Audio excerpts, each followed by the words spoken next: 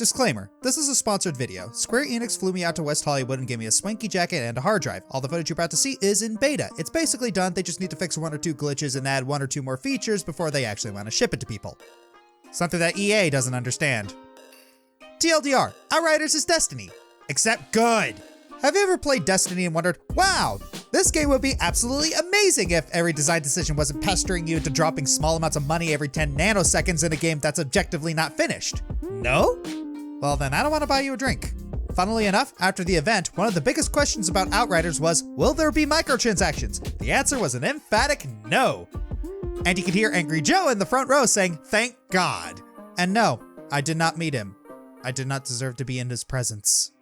Outriders is the new game on the block published by Square Enix and developed by People Can Fly. You might know them from games that they developed such as Painkiller, Gears of War Judgment, and Bulletstorm, and a small game you might have heard of through the grapevine, Fortnite. Psych! That's the wrong number! Ain't that a pedigree? At its core, Outriders could be best described as a looter shooter. Like, imagine the dopamine injections inspired by Diablo's looting and dungeon crawling, but done with Gears of War's or Mass Effect's gameplay. You can run around in levels with some guns and shoot people, or sometimes you're relegated to do that from behind chest-high walls. Yes, there's a cover system, and you know how I usually feel about this, but thankfully, this time it's not the annoying kind. Yes, sometimes during fights you can be found waiting for someone to pop their head out so you can get that easy headshot, but weirdly, that doesn't happen as often here as in other games because your teammates can flush them out too. Or if you don't have friends, like me, your cover system savior comes in the form of your special abilities. You are blessed/cursed with super abilities. You get to choose from 3, eventually 4 once they finish it, specific superpowers, each with intricate skill trees. These abilities not only can help you flush those irritating little buggers out, they also help with crowd control. And each one makes the game very different. See, to the best of my knowledge, I probably wasn't paying attention due to having so much fun, there aren't any health packs or items you can use to recover. Even the natural health regeneration from hiding is not reliable in a pinch. Instead, your special power gives you a special way to recharge health. Your character is so draconian you have to stay in combat in order to heal properly. Heck, sometimes you gotta Leroy Jenkinson, and those moments when you put everything into a final charge are so epic, even when you die. You really have to adapt your playstyle to the power you selected, which I did. I took the Pyromania power. Oh gee, who could have seen that one coming? And I got a nice bolt-action sniper rifle and a shotgun. While I was trying to flush out enemies and pop heads off, my partner was getting up in melee and distracting them, and exposing their heads for me to shoot. Basically, the end goal of all this is to complete missions and kill bad guys, complete the story all in the pursuit of trying to find the best pants. Which is admittedly really fun.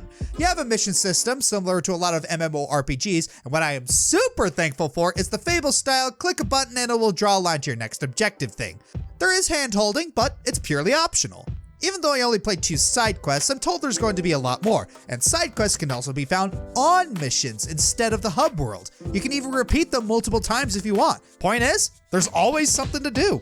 As you progress through the game and perform better, you can alter the world, basically making the game harder, but also increasing the drop rate for better gear and better loot. Ergo, better chance for better pants.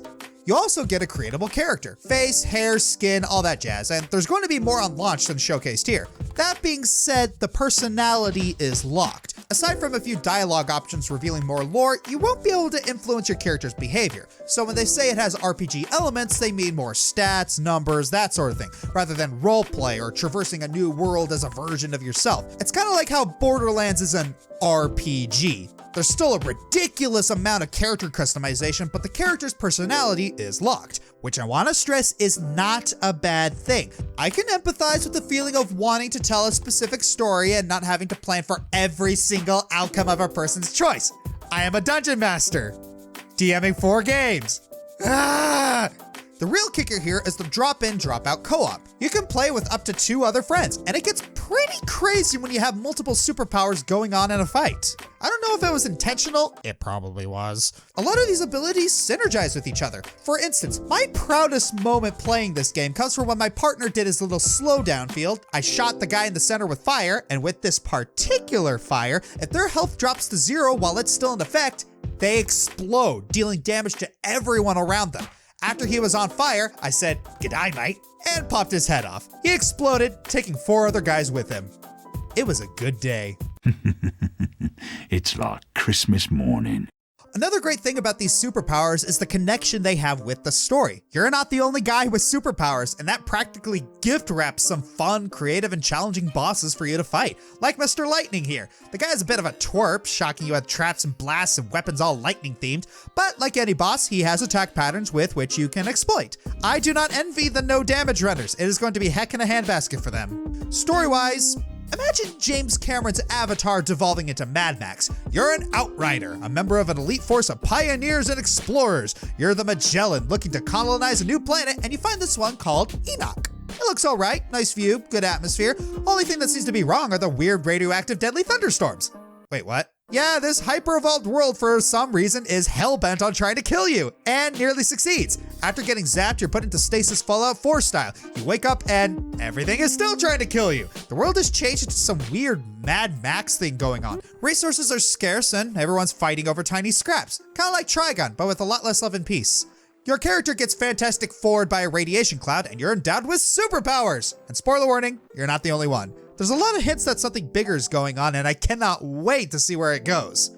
All in all, if you made it this far, here are my honest opinions. Outriders has really fun combat that will only get better once it fully comes out, and we can dig into the mechanics more in depth and find all the synergies that are possible to pull off with your squad. The voice acting and cutscenes are pretty good based on the slice of the game I got to see. There are very few pronoun games being played, which leads to you being able to draw yourself into the world far more than Outriders' contemporaries. Personally, I wish I could affect the story my way as opposed to what we have now, a locked personality, but honestly, what we do have is certainly more satisfactory than having absolutely nothing, which is what you get if you look at the market as a whole. Story-wise, I think that we might have something special here, especially since the game does not insist that you are the chosen one that will bring order to the Force. I am glad that they thought about the possible cognitive dissonance that kind of storytelling brings to the table and worked around that to bring story and gameplay mechanics to a loving union. And finally, thank Palutena for no microtransactions! But just for a minute, let's get serious, because I know the question a lot of you are asking. Do I want to play another Destiny, another Borderlands, another Anthem? Okay, come on, no one's playing Anthem. And the answer to that question depends on you. What I can say about this game specifically is that based on the slice I had the amazing opportunity to play, Outriders could be the definitive co-op looter shooter experience.